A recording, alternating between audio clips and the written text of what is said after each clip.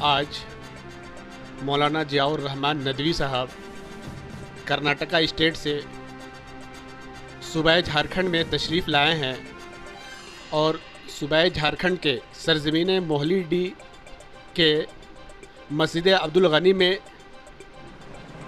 आपसी इत्तेहाद मौजू से एक प्रोग्राम रखा गया था। उस प्रोग्राम में इन्होंने शिरकत किया है और लोगों से मुखातब होकर बातचीत किए हैं।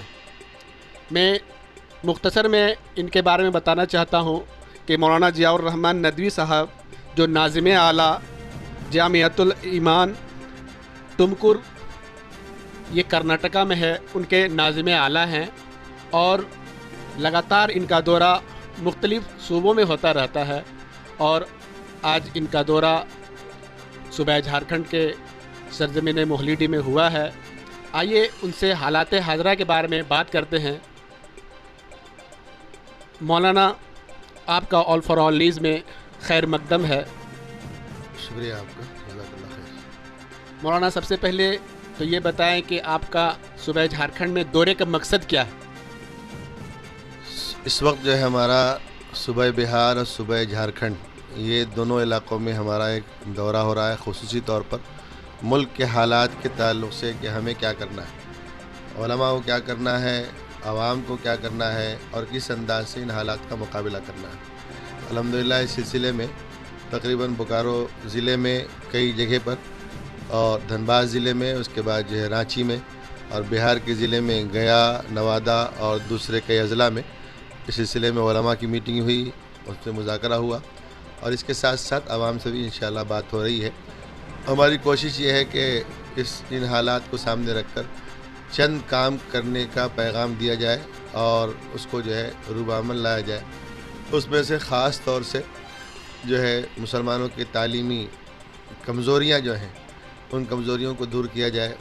मुसलमान अपने तालीमी इदारे ख़ुद कायम करें, ख़ुसूसन बच्चियों के लिए अपने कॉलेज, अपने स्कूल कायम करें। मसाजिद जहाँ जहाँ मौजूद हैं वहाँ मकातिब का अपना निज़ाम हो, बच्चों के दीन और ईमान की हिफाजत का काम करें। नौजवान तबका जो हमारा है, इन नौजवान तबकों के बिगड़े हुए हालात का तज़किरा करने के बजाय उन नौजवान तबके के साथ हमारे ताल्लुक़ात अच्छे हों, उलमा के रवाबित अच्छे हों और उलमा उनसे बहुत मोहब्बत का और प्यार का मामला करें। नौजवान अपनी सेहत का ख़ास ख्याल रखें, अपने खेल कूद में ख़ास तौर से ये नीयत रखें कि वो अपने सेहत का ख्याल रखते हुए अपने दीन पर मुसलसल कायम रहें। नशे की हालत में बहुत सारे नौजवान देखे जाते हैं। मुसलमान इस आदत को छोड़ें और बेहतरीन अंदाज से एक अच्छी कौम की मिसाल पेश करें।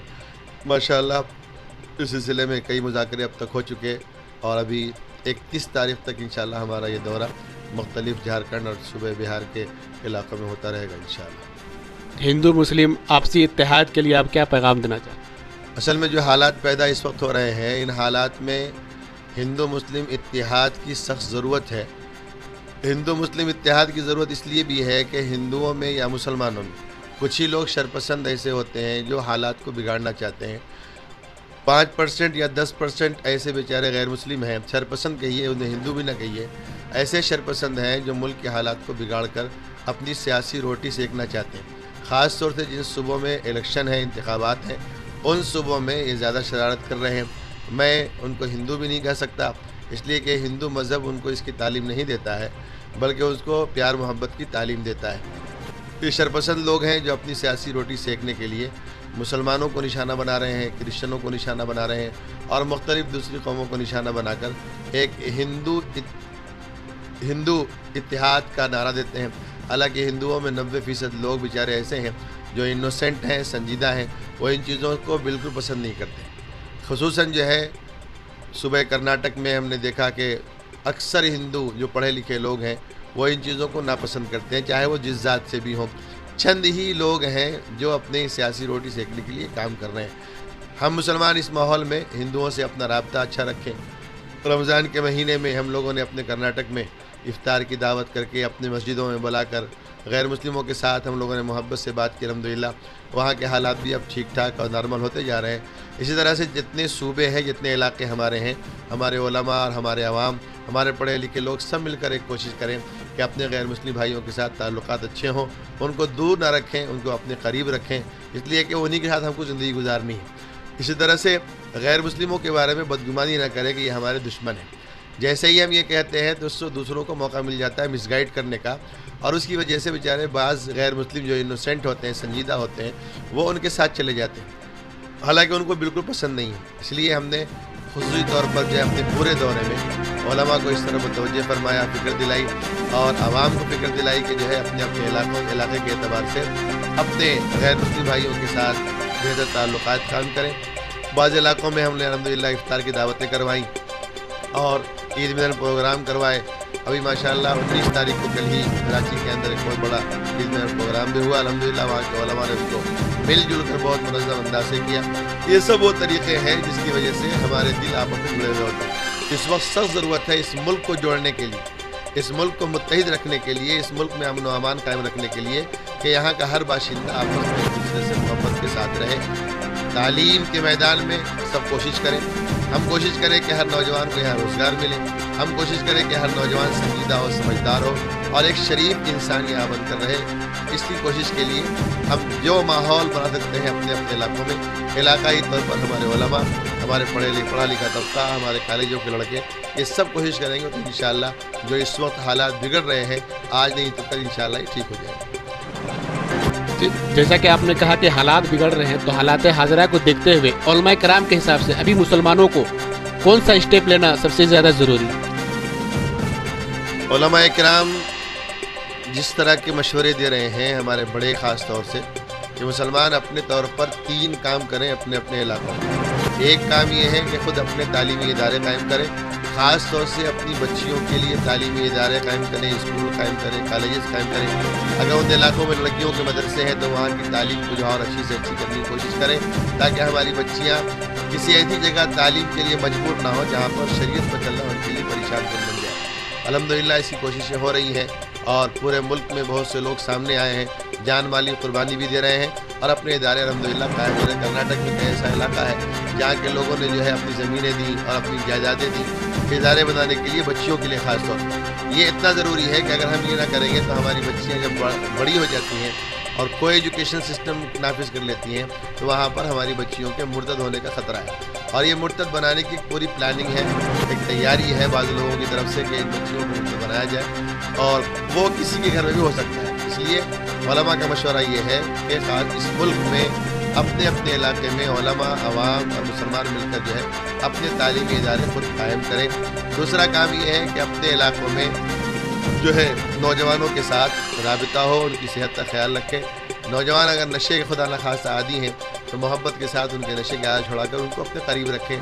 جو عوام ہماری ہے ان عوام کے اندر اتحاد پیدا کریں, اختلافی باتیں نہ کریں, مسلکی باتیں نہ کریں, بلکہ عوام کو متحد رکھنے کی کوشش کریں اور متحد ہو کر سارے معاملات کو مشورے کے ساتھ اس کو حل کرنے کی کوشش کریں. اس کے لیے ایک تالیف قلب کا کام ہے جس کا جیسا کہ میں نے پہلے بتایا کہ غیر مسلموں سے تعلقات اچھے کریں. اتنے 3 کام اگر مسلمان اپنے اپنے علاقوں میں کر لیں گے تو انشاءاللہ شر پسندوں کی شرارت سے یہ ملک بھی بچے گا, ہم بھی بچیں گے اور ہمارے سارے ادارے انشاءاللہ محفوظ رہیں گے. اگر یہ کام مسلمان اس وقت نہیں کریں گے تو خطرہ اس بات کا ہے کہ مسلمانوں کی نسلیں جو آنے والی ہیں وہ ارتداد کا شکار ہو جائیں گی اور غلط راستوں پر پڑ جائیں گی. بہت ممکن ہے کہ ان کو ایمان سے بھٹکانے کے لیے زبردستی بھی کیا جائے. لہٰذا حالات بگڑنے سے پہلے ہماری اپنی ذمہ داری یہ ہے کہ اپنی بچیوں کے لیے, اپنے بچوں کے لیے بہترین تعلیم کا نظام ہو, غیر مسلموں سے اچھے تعلقات قائم ہو, نوجوانوں کی تربیت ہو اور دینی تربیت بھی ہو, جسمانی تربیت بھی ہو اور اپنے طور پر نوجوان دین کی فکر کرنے والے بن جائیں. یہ علماء کا مشورہ ہے اور اس پر سارے مسلمانوں کو ہر علاقے میں چلنے کے لیے مشورہ دیا جا رہا ہے. آخری سوال, جیسا کہ آپ نے کہا کہ ہر قصبے میں, ہر محلے میں لڑکیوں کے لیے الگ سے اسکول کالج ہونا چاہیے, تو میں ایک سوال کرنا چاہتا ہوں کہ ہر سال کروڑوں روپئے زکوٰۃ کا پیسہ نکالا جاتا ہے, کیا اس زکوٰۃ کے پیسے کو اپنے محلے میں اسکول بنانے میں, ہاسپٹل بنانے میں اس کو خرچ کیا جا سکتا ہے؟ اس میں علماء کی کیا رائے؟ زکوٰۃ کی رقم کے مستحق تو غریب اور فقراء اور مساکین. اگر ایسے بچے تعلیم حاصل کر رہے ہیں ہمارے مدرسوں میں یا ہمارے اسکولوں اور کالجوں میں جو زکوٰۃ کے مستحق ہیں تو وہاں پر زکوٰۃ کی رقم کو عمارت کی تعمیر پر بھی استعمال کر سکتے ہیں اور ان کی تعلیم پر بھی استعمال کر سکتے ہیں. لیکن عام طور پر اسکولوں میں ہر طرح کے بچے آتے ہیں, اس لیے علماء نے منع کیا ہے کہ بھئی زکوٰۃ کی رقم کو عمارت نہ لگائی جائے، اس لیے کہ وہاں ہر طرح کے بچے آئیں گے، غیر مستحق بچے بھی آئیں گے، اس لیے زکوٰۃ کی رقم کو غریبوں کی تعلیم پر استعمال تو کی جائے مگر عمارت پر استعمال نہ کی جائے۔ ایک بڑی ضرورت اس زمانے میں یہ ہے کہ ہمارے علاقوں میں خاص طور سے کروڑوں کی مسجدیں بنتی ہیں، لاکھوں کی مسجدیں بنتی ہیں، ان مسجدوں پر خرچ ہوتا ہے۔ اس وقت ضرورت ایسی ہے کہ مسلمان اپنی مسجدوں کو سیدھی سادی بنا لیں اور اس میں جو پیسہ بچتا ہے وہ اسکولوں کی تعمیر پر خرچ کریں۔ یہ تھے مولانا ضیاء الرحمن ندوی صاحب، جنہوں نے مسلمانوں سے گزارش کرتے ہوئے کہا کہ ابھی حالات حاضرہ کو دیکھتے ہوئے یہ ضروری ہے کہ ہر محلہ، ہر قصبے میں کم سے کم لڑکیوں کے لیے ایک کالج یا ایک اسکول ضرور بنایا جائے، جو کہ آنے والے دنوں میں حالات اور زیادہ خراب ہوں گے۔ ہمارے لڑکیوں کو دوسرے اسکول میں، دوسرے کالج میں جانا پڑتا ہے اور وہاں ان کو بہت سارے مشکلات کا سامنا کرنا پڑتا ہے۔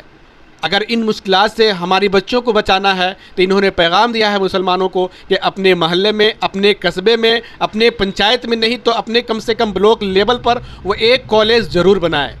آپ دیکھ رہے ہیں all for all news. All for all news دیکھنے کے لیے اس ہمارے چینل کو لائک، شیئر ایوم سبسکرائب کریں۔